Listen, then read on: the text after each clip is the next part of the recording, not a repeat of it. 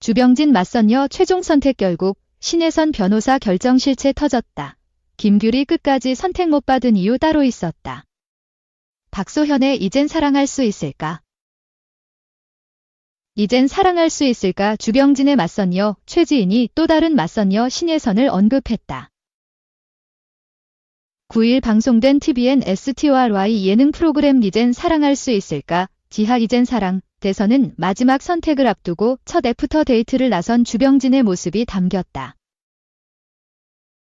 아나운서 출신 화가 최지인과 첫 맞선 후 애프터 데이트에 나선 주병진. 두 사람은 첫 만남 때는 나누지 못했던 깊은 대화를 이어갔고 최지인은 벤치에 앉아 손수 만든 도시락을 꺼냈다. 주병진은 마음이 느껴진다. 준비한 과정을 생각하니까 감동이다. 너무 맛있다며 분위기도 좋고 음식도 좋고 최지인 씨도 계시고 하늘을 날아다니는 기분지라고 이야기했다. 최지인은 다음엔 굴로 미역국 해드릴게요 라며 자연스럽게 다음을 기약했다. 이 가운데 최지인은 주병진의 두 번째 맞선녀였던 신혜선 변호사를 언급.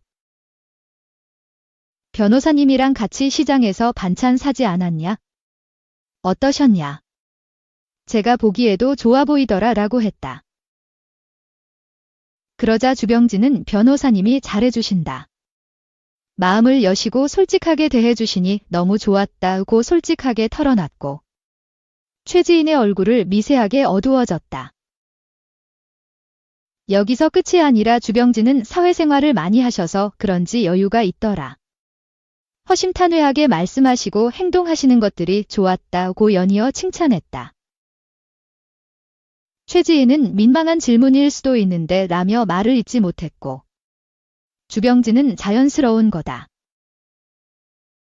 20대의 젊은 나이가 아니기 때문에 솔직하게 얘기 나누면 더 편하다라고 말했다. 제작진과의 인터뷰에서 최지인은 많은 분이 변호사님과 잘 됐으면 좋겠다라고 얘기하시는데 저도 처음 보고 진짜 멋있으시다. 나는 저렇게 말하지 못했지 생각하기도 했다며 제가 주병진에게 위로가 된다면 좋겠지만 그것도 저는 좀 더 가까워지고 마음을 열었을 때 얘기라고 생각한다. 자연스럽게 마음을 열어가고 있다는 생각이 든다고 전했다. 66세 주병진.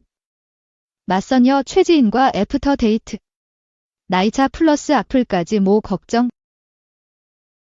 이젠 사랑할 수 있을까? 주병진이 첫 애프터 데이트 상대로 최지인을 지목했다. 9일 방송된 TVN STORY 이젠 사랑할 수 있을까에서는 맞선녀 최지인과 애프터 데이트를 하는 주병진의 모습이 그려졌다. 이날 주병진은 애프터 데이트를 앞두고 컨디션 조절을 위해서 노력했다. 그래서 나름 나쁘지 않다 컨디션이라며. 감히 두 번째 만남이지 않나.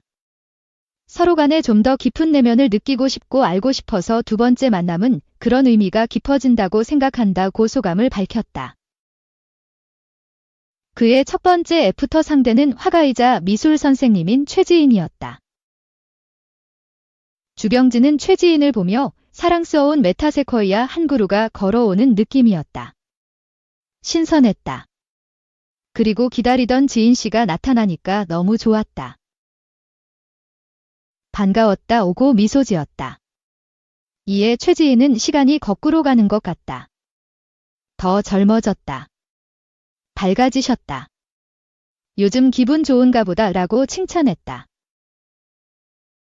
주병진 역시 저는 그렇다 치고 분위기가 많이 바뀌었다며 바뀐 스타일에 대해 그때 머리도 좋고 지금 머리도 좋다. 어떻게 해도 맑음이 버티고 있기 때문에 주변의 액세서리는 아무래도 괜찮다라고 말해 감동을 안겼다. 이후 두 사람은 함께 산책로를 걸었다. 최지인은 관리 잘해서 타임캡슐에 들어갔다 나오신 것 같다고 말했고 주병진은 나이 먹으면 관리하는 건 일순간이라 생각한다. 관리로 버틸 수 있는 기간도 길지 않다고 생각하고 어느 순간 방심하면 한 번에 무너진다고 생각한다. 그래서 나름 계속 관리하려고 노력하고 있다. 많이 힘들다고 고충을 토로했다. 이어 그는 평소에 코트 안 입는데 추울 것 같아서 코트 입고 핫팩을 준비했다 라고 준비한 핫팩을 건넸다. 그러면서 몸이 이렇게 나와 보일까봐 주머니에 안 넣을 수도 있다. 그런 거 신경 쓰지 않냐 라며 이번에 방송 나가면서 마음고생이 심하셨겠다 라고 악플에 대해 조심스레 언급했다. 최지인은 주변에서 연락 왔다. 학부모께서 선생님 혹시 댓글 보고 상처받으실까봐 연락했다고 장문의 문자를 보내셨더라. 혹시라도 마음 다치지 않으셨으면 해요 하면서 좋은 음악으로 연결시켜 주셨다며 그냥 제 기억에는 눈을 크게 뜨지 마라. 웃음소리가 가볍다. 이야기할 때 좀 더 진지하게 답했으면 좋겠다 이렇게 들었다. 근데 진지하게 답하는 건 제가 처음에 그렇게 마음을 바로 열지 못하는 스타일이긴 하다. 누구나 다 그렇지 않겠냐 라고 말했다. 그러면서 기분 나쁜 걸 오래 담아두려고 하지 않는다. 안 좋은 게 있어도 제 생각대로 바꿔서 받아들이고 있다. 생각해보니까 저만 잘 넘기면 되는 일인 것 같다는 생각이 든다고 털어놨다. 주병진 역시 방송 보고 댓글 다는 사람 심리는 가볍게 접근한다. 쉽게 접근하고 댓글로 인해 본인은 큰 상처를 얻는데 그것까지는 신경을 안 쓴다. 댓글 문화는 바뀌어야 된다고 생각한다며 나도 너무 힘들었다. 사람 죽는다. 무기를 가지고 상처내는 건 아물 수 있다. 시간만 지나면 아문다. 근데 가슴에 생긴 상처는 아무리 시간 지나도 지워지지 않는다고 공감했다. 그는 지겨냈냐는 질문에 저는 지금도 그 상처는 이 안에 있다. 어르신들의 말씀을 들어보면 용서하면 지워진다 이런 말씀 하신다. 용서하기에는 제가 그만한 성인이 못 되기 때문에 조금 더 있다가 용서할까? 아직 정리가 안 됐다. 세상을 어른스럽게 살 준비가 안 돼 있다. 그래서 조금 더 정리하면서 결국에는 용서해야 된다고 생각한다고 말했다. 이어 제 지인들이 지인 씨와의 맞선을 보고 역시 맑음이 느껴지고 웃음소리가 너무 좋다더라. 많이 웃어라. 엄청난 무기를 갖고 있는 거다. 세상살이 있어서 헤쳐나가는 웃음 천만불짜리다라고 칭찬했다. 그는 누구나 느끼셨겠지만 가식적으로 웃는 웃음은 바로 티가 난다. 그런데 진실되고 마음으로 웃어주고 보듬어 안아주는 그런 생각으로 웃어주는 웃음은 느낌이 온다. 그게 명품 같은 웃음인데 지인 씨도 그걸 알았으면 좋겠다 오고 안타까워했다. 특히 주병진은 지인 씨는 젊지 않냐? 젊기 때문에 부모님이 저렇게 나이 차이가 많이 나는 사람을 만나는 거에 대한 의견은 어떠냐고 물었고 최지인은 너무 좋아하시더라. 아빠랑은 잘 맞으실 것 같다는 생각했다. 저희 아버지랑 말씀하시는 개그 코드도 비슷하다. 그리고 비슷한 점이 많으시다. 항상 배려해주시고 겸손하게 낮추면서 얘기해주시는 것도 비슷하신데 엄마는 사실 조금 걱정하시고 그랬다. 엄마가 팬이셨더라 라고 전했다. 이후 최지인은 자신이 준비한 도시락을 선보였다. 주병진은 직접 이렇게 정성을 다해서 차려진 도시락도 저한테 과분하다 생각한다. 거기다 정성스러운 집밥 더할 나위 없다며 맛보다 요리의 비주얼보다 마음이 느껴지고 과정을 생각하니까 상상을 하니까 그게 너무 감동적이다. 너무 맛있다. 분위기도 좋고 음식도 맛있고 또 지인 씨도 계시고 하늘을 날아다닌다고 기뻐했다. 이때 최지인은 다른 변호사님이랑 같이 시장에서 반찬 사셨지 않나. 어떠셨냐? 제가 보기에도 좋아 보이더라 라며 13살 연하 신혜선과의 데이트를 언급했다. 주병진은 변호사님이 잘해주시니까 마음을 여시고 솔직하게 대해주시고 그러니까 너무 좋았다. 사회생활을 많이 하셔서 그런지 여유가 있고 허심탄회하게 솔직하게 말씀하시고 행동하시는 것들이 좋았다. 고 자신의 생각을 가감없이 전했다. 최지희는 많은 분들이 변호사님과 잘 됐으면 좋겠다고 얘기하시는데 저도 처음 보고 진짜 멋있으시다. 저렇게 말할 수 있구나. 나는 왜 저렇게 말하지 못했지? 생각하기도 했다. 제가 위로가 된다면 좋겠지만 그것도 저는 좀 더 가까워지고 마음을 열었을 때 얘기라고 생각을 하긴 한다. 근데 자연스럽게 마음을 열어가고 계시는 것 같다는 생각이 들기도 한다고 밝혔다. 그러던 중 주병진은 준비한 목도리를 선물했다. 그는 생각 같아선 이렇게 준비해 주신 거에 부응하려면 최소한 이불 정도는 가져왔어야 되는데 라며 하늘공원에서 만나기로 했기 때문에 많이 추울 것 같았다. 그냥 따뜻한 목도리를 좋아하는 분홍색으로 선택해 갔는데 마침 감청색을 입고 왔더라. 저는 연핑크 컬러가 그렇게 잘 맞을 줄 몰랐다. 럭키다.